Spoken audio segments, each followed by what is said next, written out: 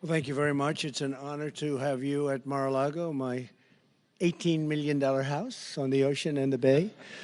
And it's one of the problems we have. We have a court system that's very corrupt. We have a border that's open. We have a lot of problems in our country. And we have an election problem, and that's really what we're here to talk about today. Speaker Johnson's going to be briefing you on what we discussed, what we agree on. But I would like to demand that our border be closed because we have millions of people coming into our country. Millions and millions of people are pouring in at levels that nobody's reporting, nobody's going to talk about. But I believe you could have 15 million already in. Some are terrorists. They come from jails and prisons. They come from mental institutions and insane asylums. They come from all over the world, not just South America. They're coming from all over the world. Venezuela announced that their crime is down 67% because of the fact that they've taken the gang members, the leaders and the members, and they've deposited them very nicely into the United States of America. That's just Venezuela. It's happening with the Congo. It's happening with countries all over Africa, Asia, South America, all over the world it's happening. Our country is like a dumping ground, and we're going to have it stopped. And Biden should do it immediately. He should close the border immediately. He needs no legislation. He doesn't need this gentleman. He doesn't need anybody. He can do it. I did it without any legislation. I had the best border we've had in ever recorded history. He can close it immediately. If he would have left, we had stay in Mexico, remain in Mexico. We had catch and release in Mexico, not here. We had everything. It was perfect. It was a great situation we had, and now we have the worst ever. I don't believe in the history of the world there's been a border like this, but we probably have 15 million people, and they come from places that you don't want to know about, and they're going to be big problems, and it's getting worse. It's migrant crime. It's a new category of crime, migrant crime. And I demand, as a citizen, I demand the border has to be closed. Our country cannot take it. No country could take it. It's not sustainable by any country. And we want to also mention election interference, and we want to talk about election integrity for a little while. But basically, that's what we're working on. And I'll introduce the speaker, who you know very well. He's doing a really good job under very tough circumstances. And I appreciate he came to Mar-a-Lago. We have a great conference, and there's a big turnout because people want this to be healed. They want our country to be healed. They want our country to be united. And I think most people are united on the fact that they don't want people pouring in from prisons and jails and mental institutions. They don't want that to happen. They don't want it to take place. And it's not going to happen for long. And that's why I say that November 5th is going to be the most important day in the history of our country. That's the election. It's going to be the most important day in the history of our country. Thank you very much. And Speaker, thank you. Thank you so much, Mr. President, and it's good to see you all. We're so delighted to be here with our former and future president in this beautiful facility. Mar-a-Lago is famous around the country, and we're grateful to be here. With President Trump as our nominee in the party, we are very much looking forward to that historic day in November, because we are going to grow the House majority, we're going to win the United States Senate, and we're going to win back the White House as well. The American people need us to do that. They're excited for that day, and November cannot get here soon enough. The Speaker of the House, when we're not in session, the Speaker is required to go around, fly around the country, and be with all of our candidates and incumbents all around. I've been to, I think, 23 states now in the last several weeks, and everywhere we go, one of the first questions that people ask about is this issue of election integrity. The border is the #1 issue in America. There's never been a political issue that scored so high in the polls as a matter of concern. And it doesn't matter where anyone lives, because as we say now, every state is a border state. They're deeply concerned about that. And election integrity is tied to the lack of border security. President Biden has created a catastrophe, and he did it by design. We documented 64 specific executive actions that he took from the day he walked into the Oval Office, and that his agencies took under Secretary Mayorkas to open the border wide, to invite everybody from around the world to come here, including hardened criminals and dangerous persons. And the result, we all know. The official number is 9 million encounters at the southern border alone, just since Joe Biden took office. But the actual number is probably close to 16 million illegals who have come into the country because they desired it, they designed it, they engineered it to be that way. His actions did that. He he ended the Remain in Mexico policy under President Trump's administration. They reinstated catch and release that had been practiced under the Obama administration. They stopped building the wall. They did everything exactly the opposite of what this president had achieved, and that's why we have this catastrophe. It has all sorts of terrible effects on the American people.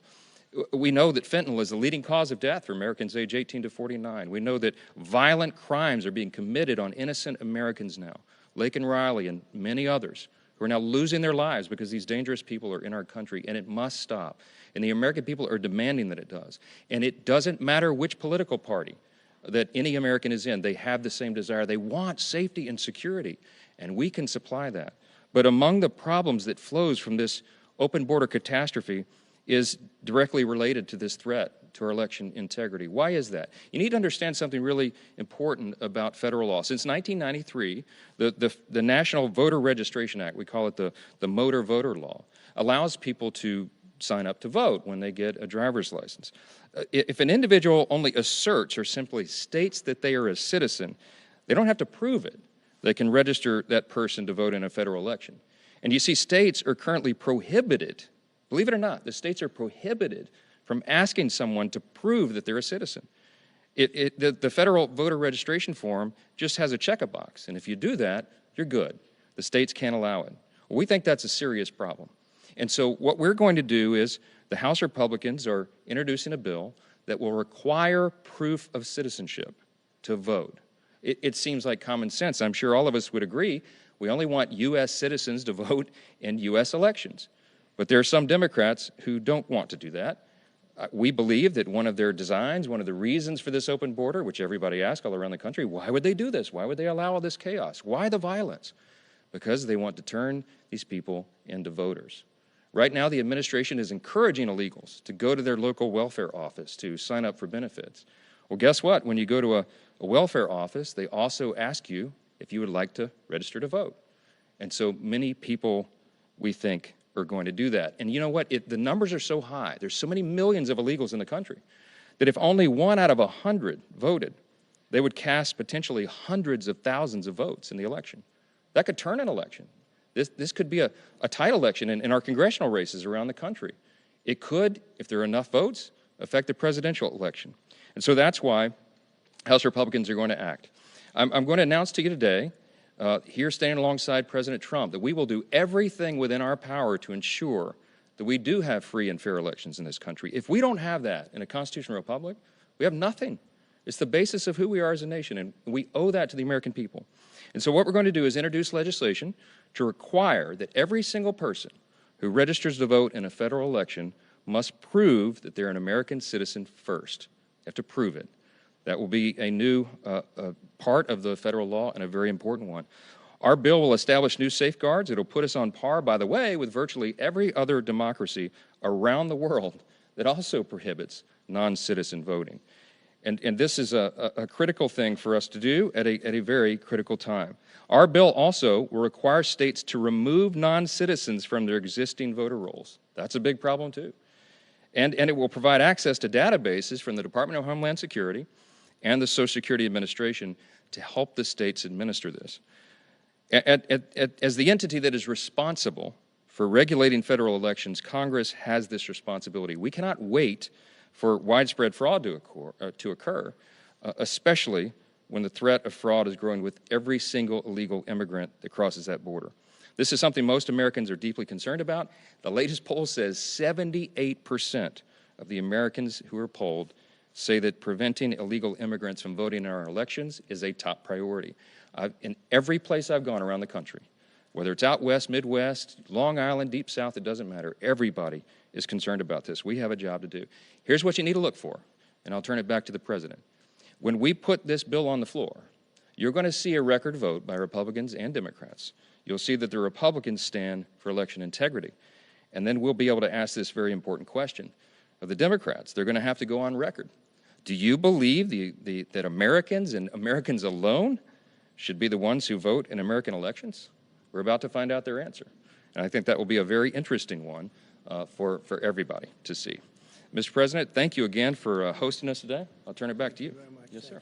Thank you. Yes, sir. Beautiful. Thank you. Do you have any questions?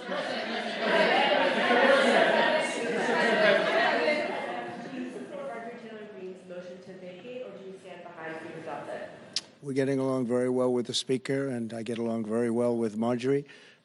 We have a Speaker. He was voted in, and it was a complicated process, and I think it's not an easy situation for any Speaker.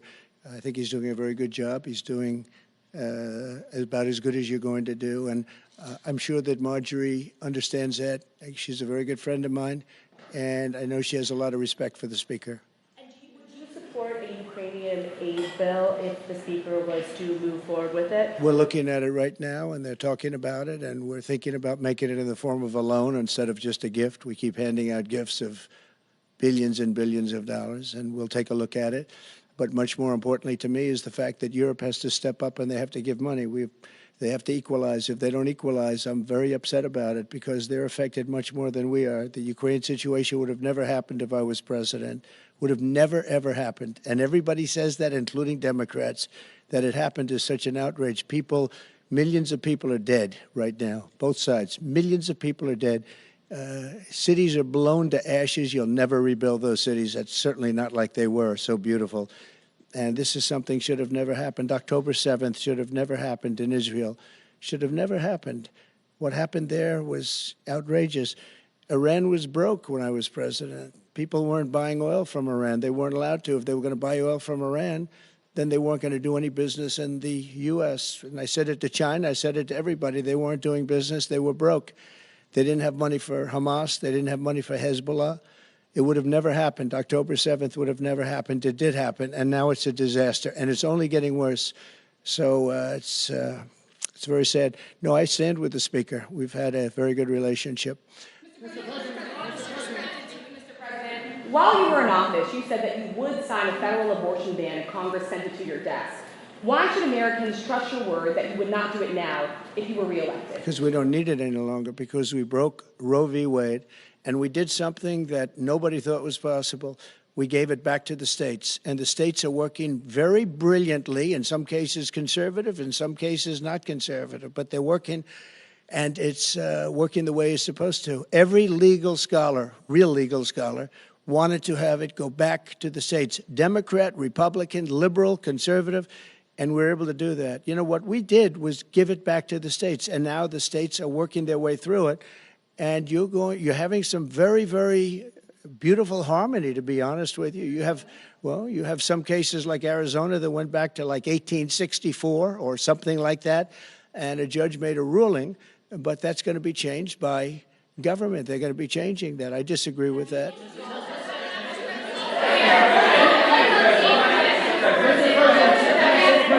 Excuse me, please. Just a follow-up. Over the last few decades, Mr. President, you have both considered yourself pro-choice and pro-life. Which one is it?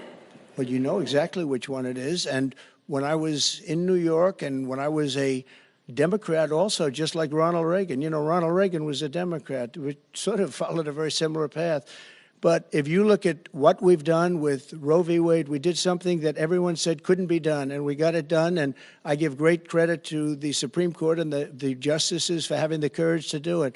What they did is very simply give it back to the state. And I'll tell you, the Democrats are the radicals on this because they're willing to have abortions in the 7th, 8th, 9th month. They're even willing, and you can call it what you want, but you go back to the governor of Virginia, the previous governor of Virginia, the Democrat governor of Virginia, where he talked about execution of a baby after birth. And you can say what you want, but that's extreme and that's radical, and nobody should have that, and it has to be ended. Please, go ahead.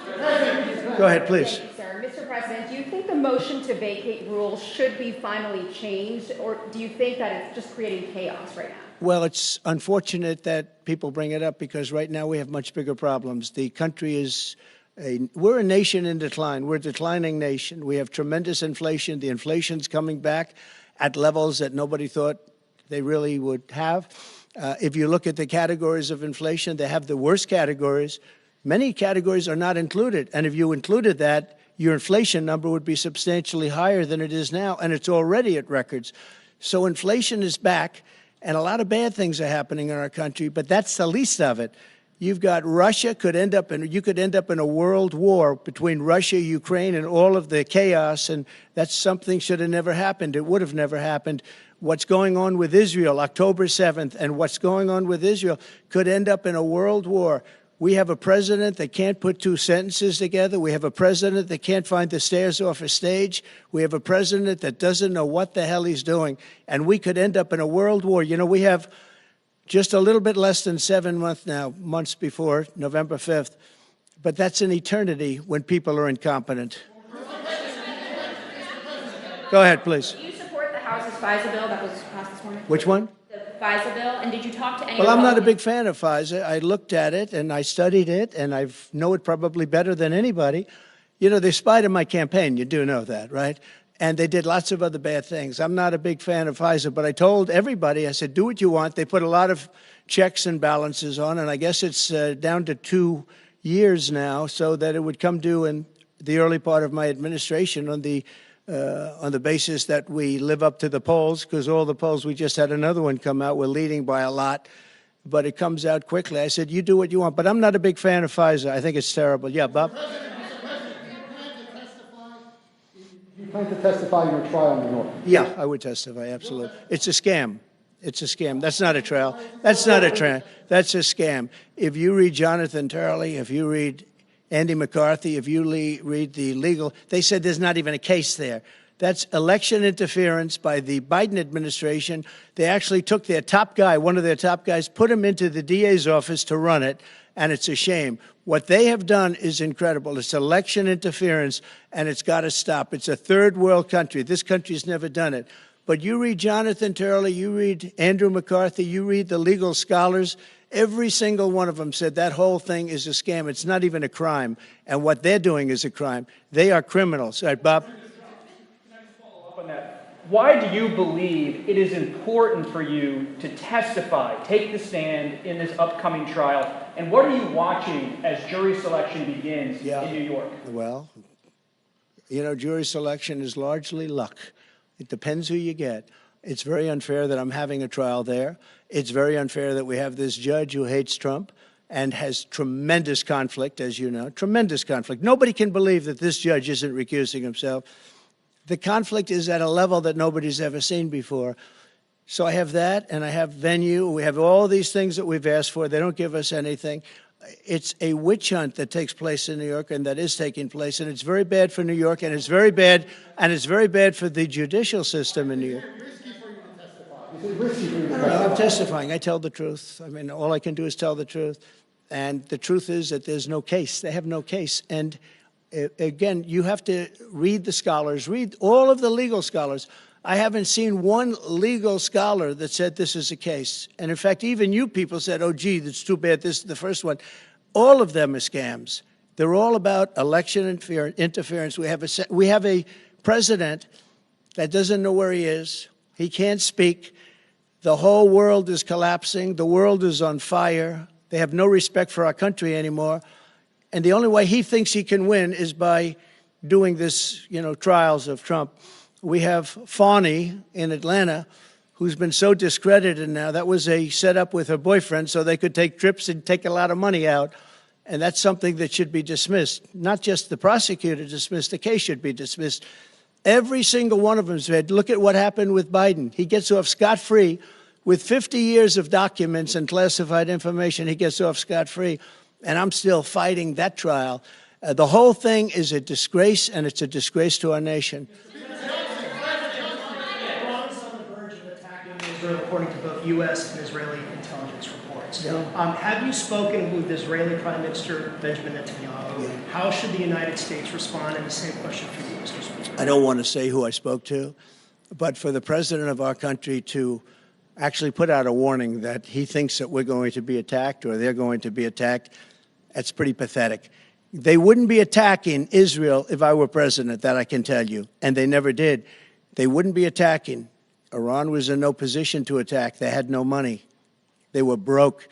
But now they have $221 billion, and they have Iraq, who has $300 billion, and Iraq has become a subsidiary of Iran. With all that we've done, with all of the fighting, all of the death, look at what happened, how incompetent the whole thing is. But I don't want to say who I spoke to, but I think it's a very, very dangerous period. This is a very dangerous period of time in our nation, and a big reason that it's dangerous that we have a president that's grossly incompetent. Thank you all very much. Speaker Johnson, why did you come here today? Speaker Johnson.